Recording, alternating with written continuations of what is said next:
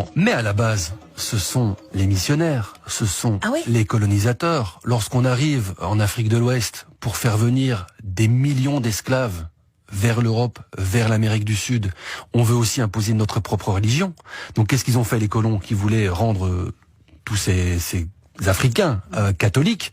Mais ils ont commencé par diaboliser leurs propres croyances, en disant ce que vous faites, c'est à peu près n'importe quoi, c'est de la magie noire, c'est de la sorcellerie, et donc ils ont donné une image totalement répugnante, je dirais, de ce culte qui est une des plus anciennes religions de la planète. L'Afrique, c'est le berceau de l'humanité.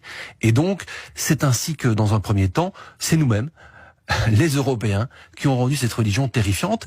Et dans un second temps, c'est Hollywood. Parce que, à travers les esclaves, eh bien, ce culte vaudou, il a fait le tour du monde.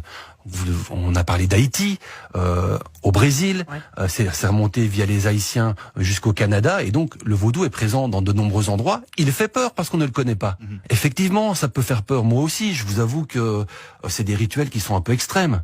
Les sacrifices animaliers, c'est pas facile à voir. Il faut savoir que dans toutes les religions, il y avait des sacrifices animaliers. Il y a l'agneau pascal dans la religion catholique, dans la fête de l'Aïd, il y a le mouton, le sacrifice du mouton. Donc ça fait partie des rituels, et nous on les a diabolisés. Mais lorsqu'on se prête au jeu, lorsqu'on approche ces gens, lorsqu'on voit qu'ils font tout ça avec beaucoup de respect, de bienveillance, que les animaux qu'ils tuent, c'est pour les manger aussi. Donc il n'y a pas de gaspillage. Eh bien on voit les choses autrement, et on se rend compte effectivement que c'est un culte avec ses règles et puis sa communauté. Au-delà